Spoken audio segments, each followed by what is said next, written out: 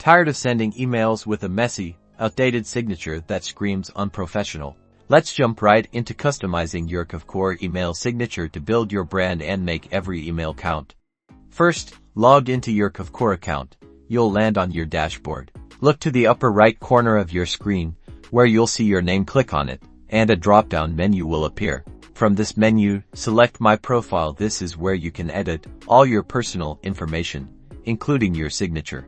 Scroll down the My Profile page until you find the Signature section. This is where the magic happens. You'll see a text editor box here. You can type in your desired signature content, include your name, title, contact information, like your phone number and email, and even your website. Use the formatting options above the text box to make your signature visually appealing. You can bold important information, italicize your title, or even insert a hyperlink to your website or a specific landing page. To add a branding element, click the image icon in the editor and upload your company logo or a professional headshot. Keep the image small and optimized for email.